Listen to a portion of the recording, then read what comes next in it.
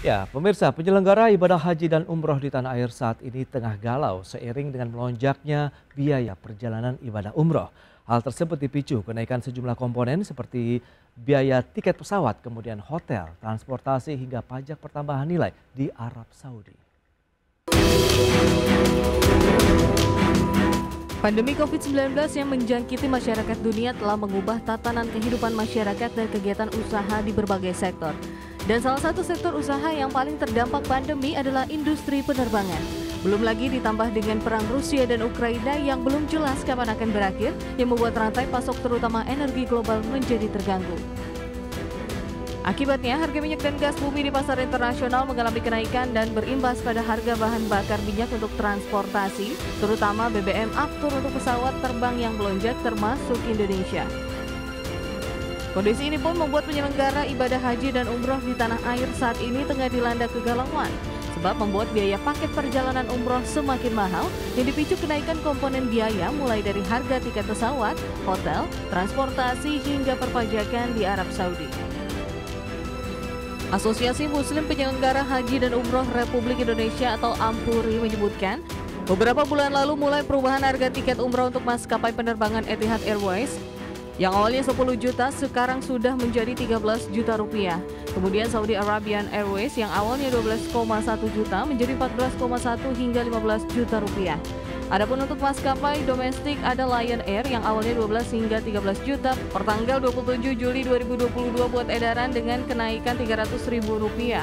Serta Garuda Indonesia yang awalnya 13 juta per 29 Juli ada perubahan harga menjadi 15,6 juta rupiah.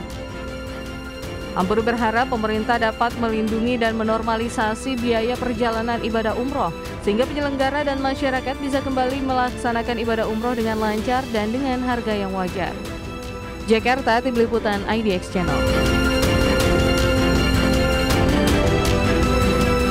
Baik pemirsa, untuk membahas tema kita hari ini, penyelenggara umroh keluhkan lonjakan biaya umroh.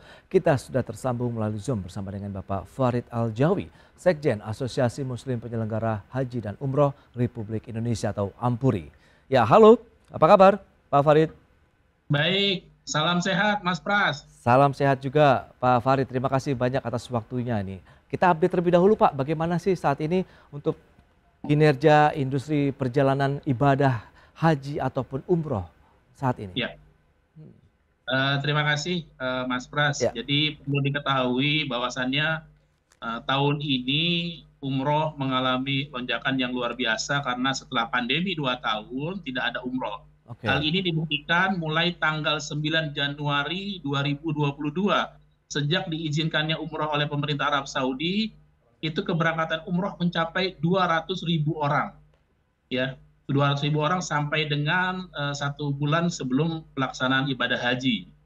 Namun setelah pelaksanaan ibadah haji, umroh ini sudah dimulai per tanggal 1 Agustus kemarin, keberangkatan umroh sudah dimulai, tapi tentunya ada beberapa kendala, yaitu kenaikan harga yang memang tidak dikomunikasikan lebih awal dan terkesan tidak terkoordinasi.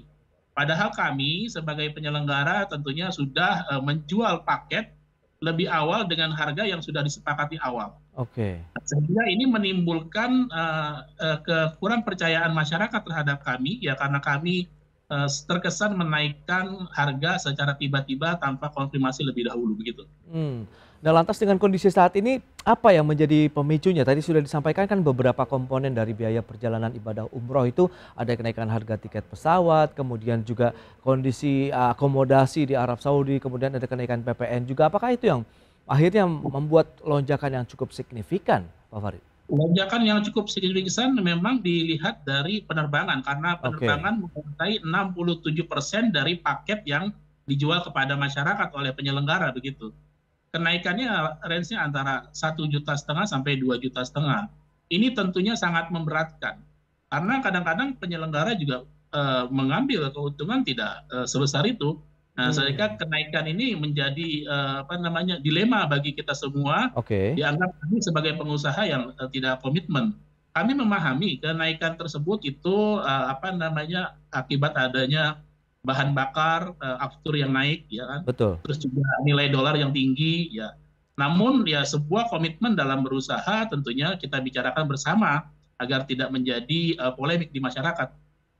Nah, lantas dengan kenaikan yang Anda katakan ini tidak diinformasikan begitu, apakah langkah yang sudah disiapkan dari anggota Ampuri sendiri begitu menyikapi kondisi ini? Nah, tentunya kita minta pemerintah turun tangan ya untuk mengendalikan harga penerbangan ya Oke. sehingga tidak terkesan masyarakat yang menjadi korban. Artinya kalau masyarakat tidak percaya kepada kami, tentu juga tidak percaya kepada pemerintah Mhm. karena kami adalah penyelenggara yang diberi izin oleh pemerintah sehingga kami bisa menjalankan amanah ini. Kami sudah meminta kepada ke Kementerian Perhubungan tentunya melalui surat untuk bisa menetralisir atau menunda di beberapa waktu ke depan karena memang umroh ini minatnya sangat tinggi, bahkan dengan harga yang tinggi tiketnya pun langka. Kami memahami ya beberapa airline sudah membicarakan kepada kami bahwa ya kelangkaan ini tidak hanya dipicu oleh kenaikan, namun juga ketersediaan pesawat tentunya dan ini adalah sekarang masa pengaktifan kembali setelah 2 tahun banyak Ya, pesawat-pesawat yang tidak aktif. betul. Tapi kalau kita lihat sebenarnya tadi komponen terbesar untuk biaya perjalanan ibadah umroh adalah tiket pesawat. Nah, saat ini memang ada berapa sih kenaikan yang disampaikan begitu oleh pihak maskapai terkait dengan perubahan harga tiket? Kenaikannya tadi saya katakan sampai mencapai 1,5 juta sampai 2,5 juta. Ini tentunya memberatkan dan ini secara sepihak gitu, tanpa koordinasi dulu dengan kami kira-kira berapa yang layak. Nah, tentunya ini juga harus diumumkan kepada masyarakat luas bahwasannya kenaikan ini adalah kenaikan yang memang Ya. sudah wajar atau tidak wajar sehingga masyarakat bisa menerima.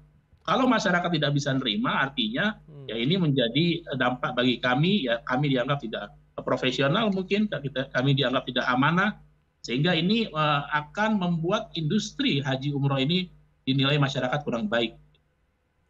Oke, nah lantas kalau biaya yang selama ini disampaikan kepada calon jemaah umroh begitu, per orang berapa sih? Kemudian dengan ada kenaikan, kemudian harga biaya perjalanan umrohnya tuh meningkat seberapa jauh? Ya, jadi umroh rata-rata kita pakai di hotel bintang 3 itu Oke. sekitar 27 sampai 28 juta tentunya. Dengan kenaikan ini mungkin yang bintang 3 menjadi sekitar 30 juta sampai 31 juta. Nah, yang bintang 5 yaitu menjadi sekitar tadinya 32 bisa menjadi 34 sampai 35 juta. Itu angka yang layak yang memang perlu disampaikan kepada masyarakat. Sehingga apa yang menjadi keinginan masyarakat untuk melaksanakan ibadah umroh itu bisa kami layani dengan baik dan semestinya. Dan kalau kita lihat bagaimana dengan tanggapan calon jemaah umroh sendiri begitu dengan adanya perubahan harga ataupun biaya perjalanan ini? Tentunya tanggapan masyarakat beragam. Ada masyarakat yang memang mereka nerima dengan kenaikan harga tersebut ya. Oke. Namun ada juga yang mereka komplain karena mereka sudah menyetorkan biaya umrohnya mungkin 5 bulan sebelumnya atau 4 bulan sebelumnya. Bahkan ya juga ada yang kemarin mereka belum bisa melaksanakan karena terkendala terkait dengan protokol kesehatan, Oke. dia memanfaatkan momen ini untuk berangkat sekarang. Padahal uangnya sudah lama ada di penyelenggara yang anggota kami. Sehingga dengan kenaikan ini dirasa sangat berat ya. Bagi kami jika memang ini menjadi usaha kita bersama, tentunya para stakeholder termasuk penerbangan ya itu sama-sama berkomunikasi sehingga bisnis ini bisa tumbuh bersamaan. Kami menganggap jika kenaikan harga ini dinaikkan sepihak, tentunya banyak juga teman-teman yang tidak bisa mampu untuk meminta kembali kepada masyarakat yang akhirnya bisnisnya menjadi kurang baik, bahkan dia terpojok. Bahkan travelnya bisa tutup, Itu gitu karena dia. jumlahnya tidak sedikit begitu. Pak Farid, tapi gimana dengan mereka yang sudah membayar terlebih dahulu tadi ada yang 5 bulan sebelumnya, apakah ada biaya tambahan yang diminta begitu atau ditanggung oleh perusahaan travel sendiri? Nah, tentunya ini sedang kami bicarakan hari ini pun kami Hmm. sedang berkomunikasi dengan pihak manajemen Garuda, Oke. dengan seluruh asosiasi dan para top 10 agent untuk mencari solusi terkait dengan permasalahan ini. Berikut ini kami sampaikan infografik untuk Anda pemirsa terkait dengan penyebab mahal dan kelangkaan dari biaya perjalanan umroh. Data selengkapnya bisa Anda saksikan di layar televisi Anda. Ya, kita lihat ini data dari Ampuri yang kami terima itu terkait dengan permintaan tinggi ini tidak sebanding dengan jumlah pesawat yang tersedia. Kemudian ada tiket transit yang digunakan untuk jalur transit ke negara lain ada warga negara transit juga memerlukan tiket umroh. Ya, diantaranya ada Turki, kemudian Uni Emirat Arab. Dan selanjutnya ketersediaan pesawat yang terbatas juga ada di setiap airlines. Ada unsur memanfaatkan demand yang tinggi dari pihak airline dan juga broker tiket. Kemudian ada kenaikan BBM aftur, mata uang dolar Amerika dan airport tax. Itu dia beberapa komponen yang membuat biaya perjalanan ibadah umroh juga mengalami lonjakan. Selanjutnya ada strategi dan solusi juga yang sudah disiapkan begitu atau tengah dikaji oleh penyelenggara umroh, yaitu membuka dialog negosiasi dengan pihak airlines bersangkutan. Mungkin ini yang tengah dilakukan juga teman-teman Ampuri ya bersama dengan manajemen Garuda Indonesia. Kemudian juga mengadukan ke Kementerian Perhubungan dan Kementerian Agama, bahkan ada rencana untuk boikot sementara tidak memberangkatkan umroh. Kita akan lanjutkan kembali perbincangan bersama dengan Bapak Farid Aljawi, Sekjen Ampuri. Ya Pak Farid, dengan beberapa penyebab mahal kemudian adanya kelangkaan ini yang menarik tadi memang permintaan tinggi tidak sebanding dengan jumlah pesawat tadi sudah kita ulas. Ini bagaimana dengan adanya tiket transit yang juga digunakan untuk transit ke negara lain? Bisa dijelaskan lebih jauh? Iya. Jadi tentunya selain Garuda Indonesia, Saudi Arabia Airlines dan Lion Air yang digunakan untuk penerbangan direct Jakarta Jeddah, ada beberapa penerbangan yang biasa juga digunakan oleh teman-teman yaitu Emirates, Etihad, Qatar, dan Oman Air, serta ada beberapa penerbangan lainnya. Tentunya harganya itu relatif lebih murah, ya, relatif lebih murah. Itu juga tidak bisa mengcover karena beberapa sektor yang penerbangan transit dipakai juga oleh para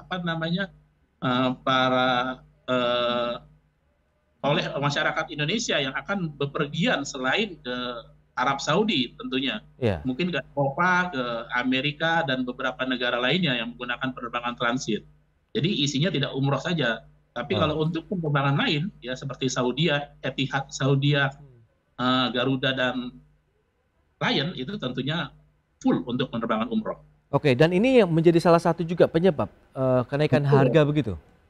Betul. Oke, nah berikutnya ada juga unsur memanfaatkan demand yang tinggi nih, maksudnya apa ya? Terkait dengan ada broker tiket begitu, seperti apa ini?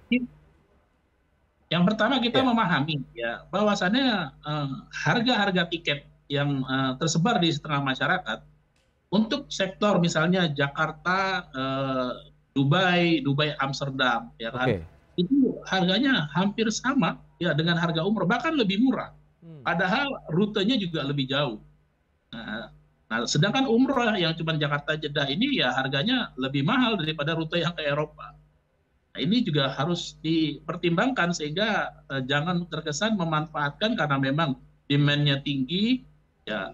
Sedangkan kita perlu tumbuh bersama, ya kalau kita normal, kita perlu tumbuh bersama, perlu bangkit bersama setelah pandemi 2 tahun, tentunya harus saling memahami, ya harus saling mengerti. Jangan sampai dengan kenaikan harga pesawat yang begitu tinggi menjepit para pengusaha-pengusaha lainnya termasuk kami-kami ya di penyelenggara haji umroh yang memang mendapatkan izin resmi dari pemerintah. Karena komponen umroh ini bukan hanya pesawat aja, tentunya juga ada hotel, ya kan, yang juga hotel kondisinya mungkin hampir sama, teman, tidak begitu signifikan. Kenapa pesawat signifikan? Karena pesawat ini menguasai ya 67% dari total paket yang kami jual pada masyarakat. Lantas dengan adanya disparitas harga tadi di tingkat bawah begitu, dalam artian mungkin broker tiket tadi, apakah ini dimanfaatkan karena mungkin sudah terlanjur memberikan paket perjalanan umroh kepada calon jemaah kah, atau tidak ada yang menggunakan karena perbedaan harga yang signifikan?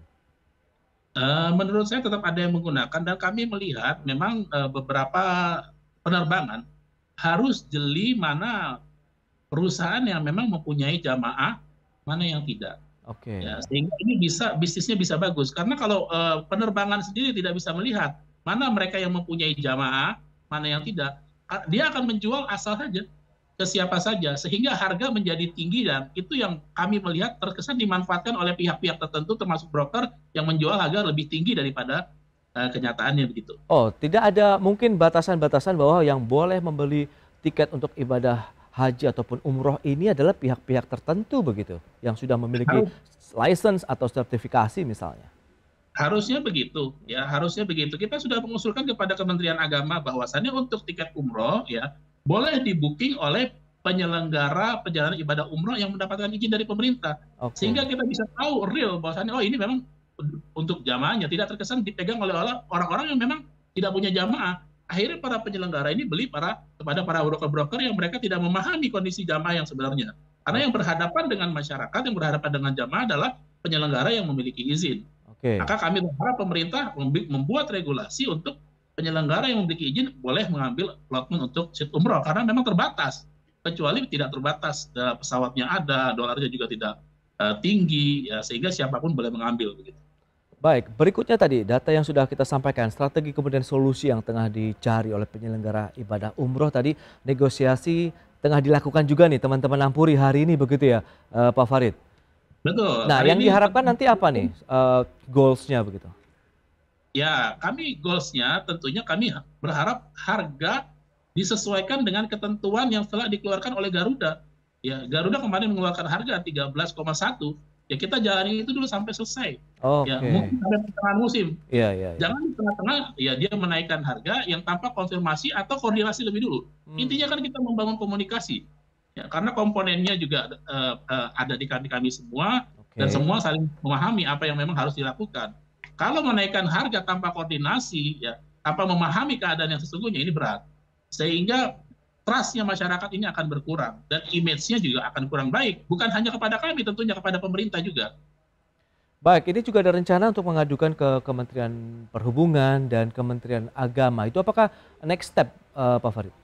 Saat ini kami sudah bersurat kepada pemerintah, ya ini dalam hal ini Kementerian Perhubungan dan Kementerian Agama, kita sudah sampaikan secara tertulis. Mungkin dalam 1-2 hari ini akan ada follow up. Sehingga masyarakat dalam pelaksanaan umroh di musim ini bisa terlayani dengan baik, tidak ada masalah. Jika terlayani dengan baik dan tidak ada masalah, tentunya pemerintah Saudi juga melihat, oh tahun depan kuotanya dibuka lebih banyak lagi, ya pelayanannya dibuat lebih baik lagi. Tapi kalau tahun ini dengan harga yang naik, sehingga menimbulkan masalah di tingkat bawah, ini kan juga repot semua. Tentunya pemerintah dalam hal ini berdampak. Oke, yang menarik, ini ada rencana atau wacana boikot untuk sementara tidak memberangkatkan ibadah umroh. Ini bagaimana? Apakah hanya mungkin segera wacana saja begitu untuk bagaimana supaya pemerintah juga memberikan perhatian bahwa kondisinya sudah benar-benar urgent begitu? Ya, kami bersama seluruh asosiasi ya sudah berkomunikasi mengenai hal ini. Kalau memang jika memang sudah tidak memungkinkan dan sudah tidak masuk akal dan kami tidak punya kemampuan untuk berkomunikasi kepada masyarakat menaikkan harga, kita boikot. Ya. Karena ini juga menurut saya di luar kemampuan kita dan di luar batas kewajaran. Oke. Sekali lagi saya katakan kita perlu setelah pandemi ini tumbuh bersama. Ya, tumbuh bersama, bangkit bersama sehingga ekonominya lebih bagus, dunia usaha kita lebih bagus, bukan sendiri-sendiri tumbuhnya. Di sana bisa untung, di sini tidak untung. Jika mau kita komunikasi, ya komunikasi yang baik ya, dan kita juga menyampaikan kepada masyarakat dengan baik begitu. Itu dia kan kalau kita bicara ini mungkin tahap akhir lah boykot harus dilakukan. Lantas bagaimana nanti? Kita kan tentu harus memikirkan juga dong nasib calon jemaah umroh begitu yang sudah mendaftar ataupun sudah menyerahkan dana mereka kepada penyelenggara ibadah umroh ini, Pak Farid.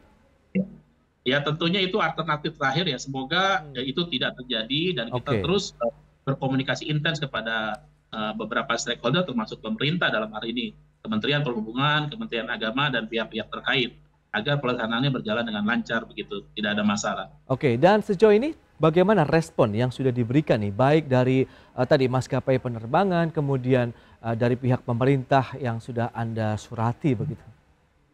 Sampai saat ini masih belum ada respon ya. Jadi seperti kejadian pada musim haji kemarin kan banyak haji tidak berangkat ya, tapi teman-teman sudah mengeluarkan tiket berdasarkan ketentuan dan sampai saat ini tiketnya belum dikembalikan. Ya, padahal uang itu bukan uang kami, uang itu adalah uang masyarakat yang tentunya kita harus komunikasikan. Nah, tapi kami tahu bahwasannya haji ini adalah panggilan. Jika memang ini tidak berangkat, ya sebaiknya ada kebijakan yang tidak membuat berat masyarakat dan kami. Karena kami menurut hitung-hitungan, ya itu satu travel aja kerugiannya mencapai 1,3 atau 1,4 dengan asumsi jamaah 45, itu bisa sampai ratusan miliar, di atas 500 miliar. Kerugian masyarakat, artinya travel yang memang uangnya nyangkut di airline. Ini juga perlu komunikasi yang baik. Maka pemerintah perlu turun tangan menanggapi hal ini. Oke, tapi Anda melihat potensi, peluang, dan juga optimisme bahwa penyelenggaraan ibadah umroh tahun ini akan normal kembali tidak? Ya, kami melihat itu karena dibuktikan dengan kemarin. Perlu diketahui Mas Pras, kemarin itu saat pandemi, itu antrian umroh yang tidak berangkat sejak tanggal 27 Juni 2020 hingga dibuka itu sekitar 45.000. Oke. 45.000 orang. Berdasarkan data dari Kemenang juga seperti itu. Tapi ketika kita buka, ya keberangkatannya mencapai 200.000 orang. Ini luar biasa. Oh, Ya, tentunya dengan segala protokol kesehatan yang sudah dilepas, ya ya. kan, hampir mendekati bahkan dibilang normal gitu di Saudi.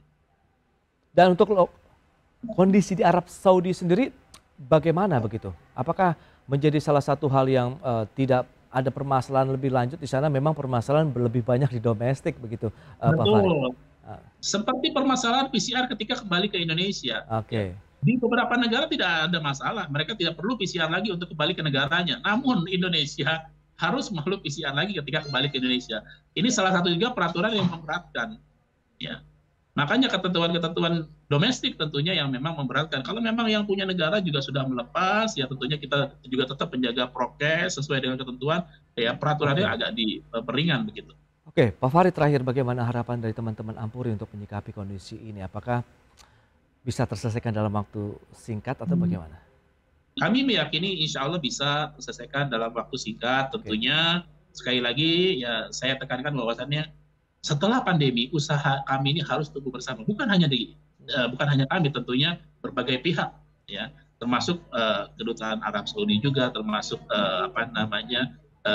Kementerian Perhubungan, oke. Kementerian Agama, sehingga masing-masing melaksanakan fungsi dan tugasnya masing-masing sebagai fungsi kontrol dan sebagai pelaksana.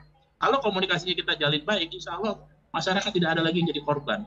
Yes, itu dia. Intinya adalah memang komunikasi dan arus informasi yang transparan begitu ya, yang disampaikan kepada masyarakat, pelaku usaha dalam artian penyelenggara ibadah umroh begitu di tanah air, baik dari pemerintah, maskapai penerbangan maupun stakeholder lainnya. Dan semoga nanti segera ada solusinya begitu ya Pak Farid, dan jemaah umroh bisa segera berangkat dengan nyaman, dengan harga yang wajar begitu ya. Baik, Pak Farid, terima kasih banyak atas waktu dan sharing yang Anda berikan untuk pemirsa. Selamat melanjutkan aktivitas Anda kembali. Salam sehat, Pak Farid. Ya, pemirsa, 1 jam sudah saya menemani Anda dalam Market Review. Saya Prasetyo Wibowo, beserta kerabat kerja yang bertugas undur diri. Terima kasih dan sampai jumpa.